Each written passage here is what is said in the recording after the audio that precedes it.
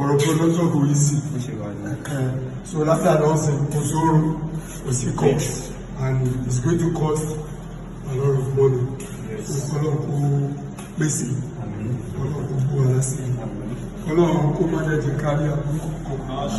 Mo bá ṣe ń plan iṣẹ́ yìí, Ọlọ́run ti fún wa ní àṣeyọrí lórí òrìṣà Rẹ́mọ àti Olúkanmí. Ọlọ́run kó tún wá fún wa ní àṣeyọrí ilé ìtàtù pípí ayé. Ẹ̀fún ayé, ẹ̀fún ayé, ẹ̀fún ńlá. Abitakoli lẹ́yìn pẹ̀lú ìjà lọ. All right, let me introduce myself to you guys. My name is Gafar Abdullah Ifade. Ìdẹ́ni Fọlámẹ́mọ ní Ìyábẹ́ta, and I am here with my director. Kò sí pé bóyá òògùn bàbá òòdà ọmọ ṣó pé òòdà ọmọ bá ṣe kó òfin mọ́ sí ibi.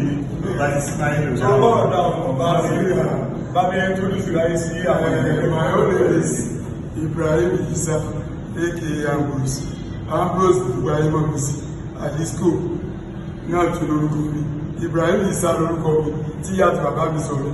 Ambrose náà ni. Òpè méjì. On my other hand there, introduce yourself. My name is Yemi Akinwale Osha Comedy. So another masterclass movie, another masterpiece to my millennium, to my dead under FG Dynasty Global Empire, where legend begin. We are coming with another massive one. Stay tuned. And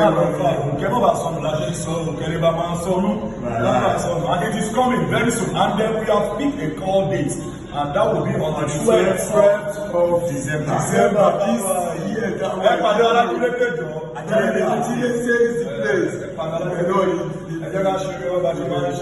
Mo ti sọ fún yín, mo promise yín last week or 2 months ago. Mo ní à ń bọ̀ àti ìdè pé sinimá wa ń bọ̀, àwọn sinimá ń bọ̀ dábí kó jọ tí ẹrù tó máa jáde. Mo lábọ̀ àti ìdè àti dé ọ̀rẹ́ di àti àlàfo bẹ́ẹ̀ ló dẹ̀ máa rí. Ẹwà jọ sọ ọ̀rọ̀ wá fẹ́ lódùmọ̀ ìyá fi bẹ̀rẹ̀ iṣẹ́ ìrìn àti pé àti máa ṣe production tó ṣe tọ́jú rọ̀ lè tó túmọ̀ sí pé bá ṣe plan ẹ̀ báyìí nísìnyí tó bá di pé gbogbo ẹ̀ wá ń jáde mo fi títóbi Ọlọ́run bá mo fi bẹ gbogbo wa.